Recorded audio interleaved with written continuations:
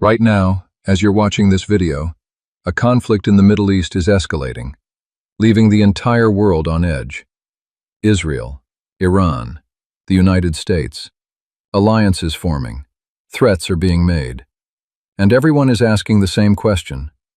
Where is this headed? But here's what most people don't know.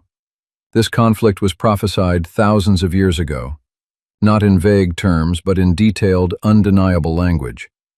And the God who spoke those prophecies made a promise to Israel that has never been broken and never will be. A promise that changes how we understand what's happening right now.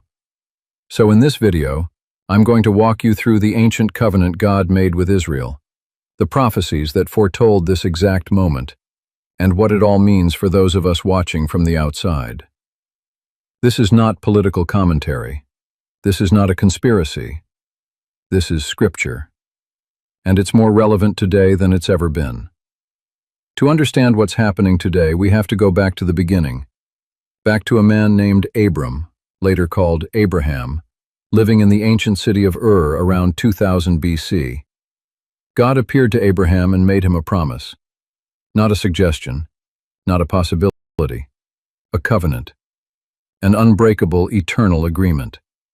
Genesis 12, 1-3. The Lord had said to Abram, "Go from your country, your people, and your father's household to the land I will show you. I will make you into a great nation, and I will bless you. I will make your name great, and you will be a blessing. I will bless those who bless you, and whoever curses you I will curse. And all peoples on earth will be blessed through you." Read that last part again. I will bless those who bless you, and whoever curses you I will curse. That's not symbolic.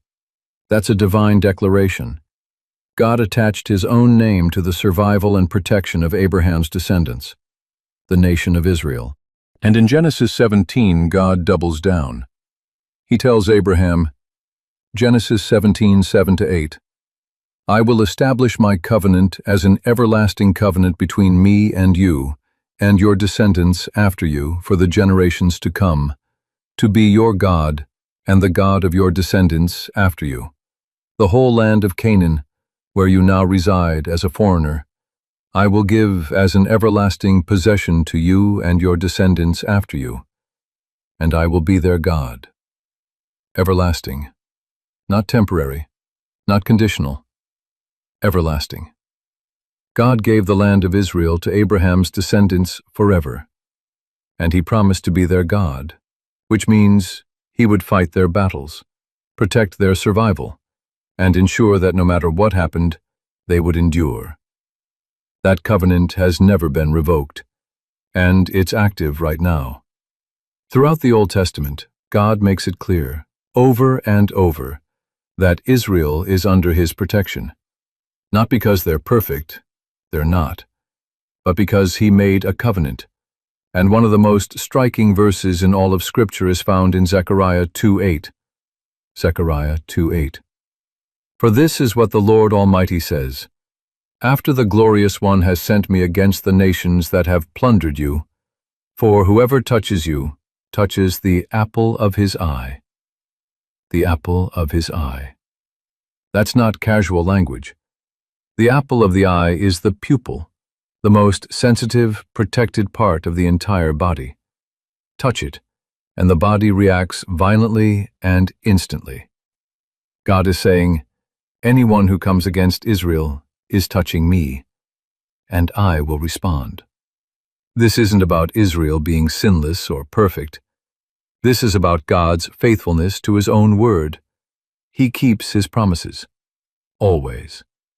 And throughout history, every empire that has tried to destroy Israel has failed. Egypt, Babylon, Assyria, Persia, Rome, the Nazis, the Soviet Union, all of them failed. And Israel? Still here.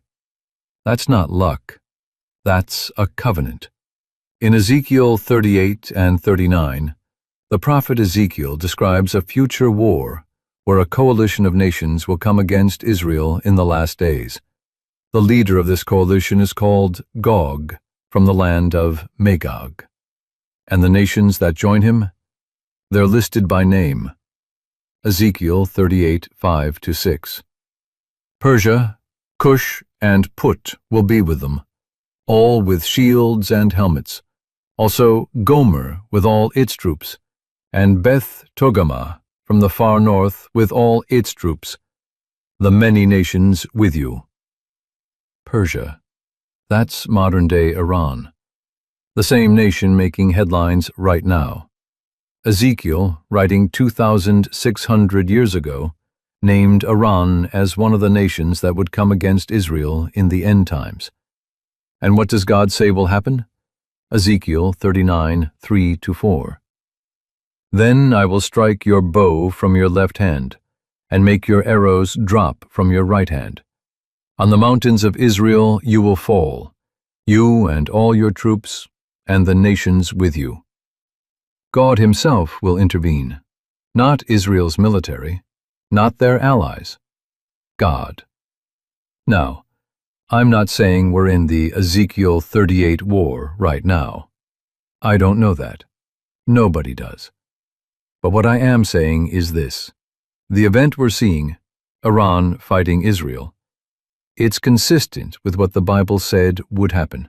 And whether this is the Ezekiel 38 war or just a precursor to it, the principle is the same.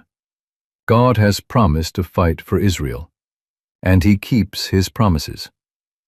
So if God has promised to protect Israel, and if we're watching prophecy unfold in real time, what are we supposed to do? Don't fear. If you're a believer, you are not living in suspense, wondering how this ends. We know how it ends. Jesus wins. God's purposes prevail, and no weapon formed against his people will prosper. Yes, we're living in serious times. Yes, there will be wars and rumors of wars. Jesus said that in Matthew 24. But he also said, "Do not be alarmed." I want to close with this. The same God who made a covenant with Abraham 4,000 years ago is the same God who is watching over Israel today. He has not changed. His promises have not changed. And his plan has not changed. We are living in prophetic times. And whether what we're seeing right now is the beginning of the end, or just another chapter in Israel's long history of survival against impossible odds, one thing is certain. God keeps his word. And no nation, no empire, no coalition will ever succeed in wiping Israel off the map, because God himself has sworn to protect them. So pray, stand firm, and trust that the God who sees the end from the beginning has everything under control. If this blessed you, share it, subscribe, and leave a comment. Let me know what you think about all of this. God bless you. See you at the next one.